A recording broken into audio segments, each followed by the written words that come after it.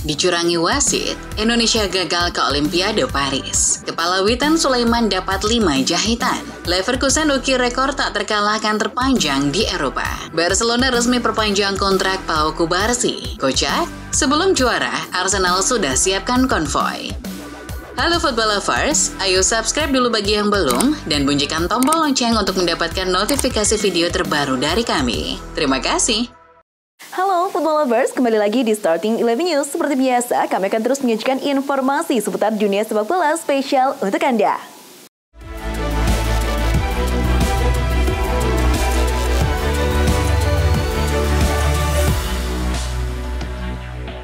Timnas U23 Indonesia takluk 0-1 dari Genia dalam laga playoff Olimpiade 2024 di Clairefontaine, Prancis pada Kamis 9 Mei malam WIB. Gol tercipta melalui tendangan penalti Alex Moriba pada menit ke-29.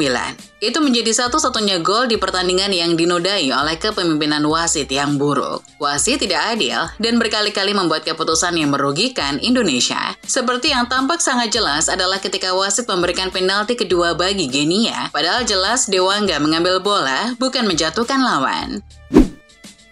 François Letexia berlaku tidak adil. Kepemimpinan wasit asal Prancis itu merugikan Indonesia U23 dan menguntungkan Genia di babak playoff Olimpiade Paris 2024. Letexia memberikan 2 tendangan penalti kontroversial kepada Genia U23 pada laga tersebut. Wasit ini ternyata punya rekam jejak yang buruk. Ia sering terlibat dalam kontroversi, termasuk saat memberikan 4 kartu merah kepada penalti Saint-Etienne dalam satu pertandingan Ligue 2 dan karena tidak memberikan penalti kepada Nantes dalam laga Ligue 1 melawan Nice, di mana terjadi pelanggaran handball yang jelas oleh pemain Nice. Pelatih Timnas Indonesia U23 Sintayong terlihat sangat kecewa ketika diusir keluar saat timnya menghadapi Guinea. Ia mendapatkan 2 kartu kuning dari wasit yang bekerja sangat buruk, François Letexia. Asisten Sintayong di Timnas Indonesia U23 Nova Arianto dalam statusnya menyampaikan, Coach Sin sampai menangis atas kegagalan Indonesia tampil di Olimpiade 2024. Kepala Witan Sulaiman berdarah dalam kekalahan Timnas Indonesia U23 dari Guinea. Dia sempat menjalani laga dalam kondisi kepala diperban. Nah, selepas pertandingan, Witan kembali mendapatkan perawatan. Luka di kepalanya dikabarkan sampai mendapatkan 5 jahitan. Hal tersebut diungkapkan oleh istri Witan, Risma Hani. Sang istri memberikan informasi melalui media sosial Instagram. Ketua Umum PSSI Erick Thohir berterima kasih atas perjuangan para pemain tim nasional Indonesia U23 yang telah melangkah sampai playoff antar konfederasi untuk memperebutkan 1 tiket Olimpiade Paris 2024. Saya sampaikan terima kasih yang sebesar-besarnya untuk semua yang sudah mendukung, terutama Pak Presiden Jokowi yang sudah memberikan perhatian yang sangat besar pada timnas Indonesia. Anggota Exco PSSI Arya Sinulinga mengabarkan kabar terbaru soal proses naturalisasi 3 calon pemain timnas Indonesia, yakni Calvin Verdong, Martin Paes, dan Jens Raven, jelang kualifikasi Piala Dunia 2026 zona Asia. Khusus Paes, dia telah resmi menjadi WNI. Untuk Verdong dan Raven, Arya mengungkapkan bahwa naturalisasi keduanya masih terus berlanjut. Keduanya diharapkan sudah bisa tampil di kualifikasi Piala Dunia 2026 zona Asia melawan Irak dan Filipina pada Juni nanti. Presiden FIFA Gianni Infantino setelah menyaksikan laga Indonesia U23 versus Guinea memberikan pesan kepada supporter Indonesia dan berterima kasih kepada PSSI yang dipimpin Erick Thohir. Menurut Infantino, Indonesia melewatkan kesempatan untuk tampil di Olimpiade dengan kekalahan yang sangat tipis. Infantino juga melayangkan apresiasi atas kinerja PSSI di bawah kepemimpinan Erick Thohir yang berhasil meningkatkan performa timnas Indonesia. PSSI dan FAM atau Asosiasi Sepak Bola Malaysia berencana mengadakan laga uji coba antara timnas Indonesia versus Malaysia dalam kalender FIFA. Hal tersebut diungkapkan Presiden FAM Datuk Haji Hamidin Mohd Amin dalam wawancara yang disiarkan Harimau Malaya di kanal YouTube. Rencana ini akan terjadi jika ada waktu yang pas. Ketum PSSI Erick Thohir, kata Hamidin, pernah mengajaknya menggelar laga uji coba pada tahun 2023. Hanya saja, uji coba level U23 itu urung terlaksana. Atalanta lolos ke final Liga Eropa usai menyingkirkan Marseille di semifinal. Kedua tim bermain imbang 1-1 dalam laga leg pertama pekan lalu. Atalanta mengamuk di leg kedua Jumat 10 Mei dini hari waktu Indonesia Barat dengan menang 3-0 dan lolos dengan agregat 4-1. 3 gol Atalanta dicetak oleh Ademola Lookman di menit 30, Rugari di menit 52 dan Torre di menit 90+5.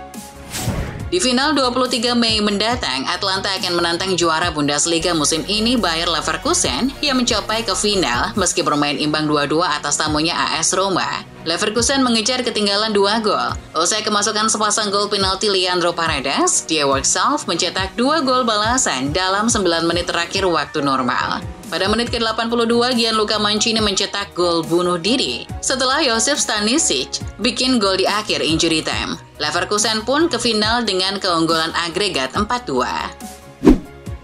Hasil seri lawan AS Roma, Bayer Leverkusen berarti sudah mengemas 49 pertandingan tidak terkalahkan di seluruh kompetisi 2023-24. Leverkusen melampaui rekor yang sebelumnya dipegang Benfica pada 59 tahun silam. Tim yang ditukangi Xabi Alonso ini secara keseluruhan mencatatkan 40 kemenangan dan 9 kali imbang. Sebanyak 136 gol digelontorkan dengan kebobolan 38 gol saja. Olympiakos, wakil dari Yunani, berhasil melangkah ke partai final Liga Konferensi Eropa usai menang atas Aston Villa di leg kedua semifinal dengan skor 2-0. Olympiakos menang berkat brace dari sang penyerang Ayub Al-Kabi di menit 10 dan 78. Dengan hasil ini Olympiakos unggul agregat 6-2 atas Aston Villa dan mereka akan menantang Fiorentina di final UEFA Conference League Kamis 30 Mei 2024. Jorginho resmi menandatangani kontrak baru di Arsenal selama 1 tahun yang membuatnya akan tetap bermain untuk klub London Utara itu sampai 2025. Jorginho juga tetap menjadi pilihan utama pelatih Mikel Arteta musim ini dengan tampil 35 kali dan mencetak 1 gol di semua kompetisi. Pemain kelahiran Brasil tersebut mengaku bahagia bisa melanjutkan karirnya bersama Meriam London musim depan. Barcelona resmi memperpanjang kontrak Pau Cubarsí, bek muda mereka hingga 30 Juni 2027. Klausul rilis sang defender sekarang mencapai 500 juta euro atau sekitar 8,63 triliun rupiah. Penandatanganan kontrak baru tersebut juga disaksikan oleh Juan Laporta selaku Presiden Barcelona, Wakil Presiden, dan Deco Direktur Olahraga. Cristiano Ronaldo sempat mengamuk ke wasit dan sukses membawa Al Nassr menunda gelar juara Al Hilal di Liga Arab Saudi 2023-24. CR7 diganjar kartu kuning karena mengamuk dan melakukan protes berlebihan kepada wasit. Laga itu dimenangkan Al Nassr atas Al Ohdod dengan skor 3-2. Al Nassr masih berada di posisi kedua dan terpaut 9 poin dari Al Hilal dengan koleksi 77 poin dari 31 laga. Adapun Al Hilal masih nyaman di puncak dengan torehan 86 poin dan 30 pertandingan. Arsenal telah mengumumkan rencana mereka untuk mengadakan parade bus terbuka jika mereka dinobatkan sebagai juara Liga Premier dalam waktu 2 minggu mendatang. The Gunners saat ini duduk di puncak klasemen Liga, unggul 1 poin dari Man City yang memainkan 1 pertandingan lebih sedikit. Kemungkinan besar sang juara baru akan dinobatkan pada matchday terakhir musim ini pada 19 Mei, dan tim London Utara telah menjadwalkan parade perayaan pada 20 Mei.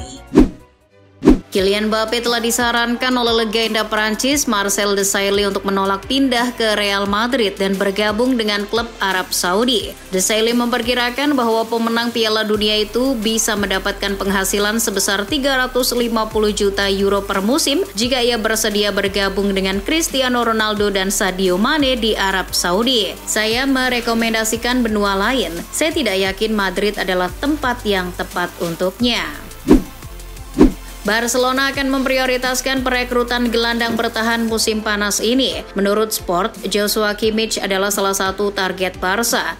Ia dikabarkan bersedia menunggu Blaugrana mengumpulkan uang untuk tawaran musim panas ini yang pastinya akan mengandalkan penjualan terlebih dahulu. Kimmich yang sisa kontraknya di Bayern berakhir pada 2025 terbuka untuk mencoba pengalaman baru dan juga terbuka untuk melakukan bagiannya untuk mewujudkannya. Juventus enggan menjual Dusan Vlahovic di musim panas ini. Juve menilai Vlahovic masih sangat bisa diandalkan. La Gazzetta dello Sport edisi Rabu 8 Mei melaporkan Vlahovic siap memulai pembicaraan kontrak dengan Juventus. Kontraknya saat ini di Allianz Stadium akan berakhir pada Juni 2026, namun Bianconeri bersedia membahas ketentuan perjanjian baru, mengingat gaji pemain berusia 24 tahun itu akan meningkat menjadi 12 juta euro pada tahun terakhir di klub. Joao Cancelo saat ini bermain di Barcelona setelah dipinjamkan pada bulan September dari Manchester City. Bek sayap ini yang bisa bermain di sisi kanan dan kiri lapangan memiliki masa depan yang belum jelas terkait dengan klub induknya. Namun penampilan terkininya bersama Barca menunjukkan bahwa masa depannya bersama El Barça juga masih belum jelas. Belum ada indikasi apakah Cancelo akan mewujudkan keinginannya untuk bertahan di Barcelona, baik secara permanen atau perjanjian pinjaman lainnya. Dikutip dari ESPN, Manchester United tertarik untuk mengontrak bek Fulham Tosin Adarabioyo musim panas ini. Kontrak Adarabioyo di Craven Cottage akan habis pada akhir musim dan bisa pindah ke Old Trafford dengan status bebas transfer. Newcastle, Chelsea, dan Tottenham juga menyatakan minatnya pada pemain berusia 26 tahun yang telah mencetak 20 penampilan Liga Primer musim ini dan mencetak 2 gol.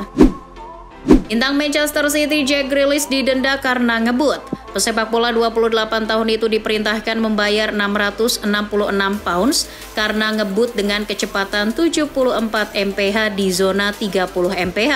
Pengadilan mendengar bahwa dia tertangkap kamera ponsel sedang ngebut di Station Road, Whitehall, Worcestershire saat mengendarai Range Rover Sport pada pagi hari tanggal 17 Juli 2023. Hakim Worcester juga menjatuhkan hukuman 5 poin penalti kepada ex-kapten Aston Villa yang tidak hadir di pengadilan tetapi mengaku bersalah melalui pengacaranya.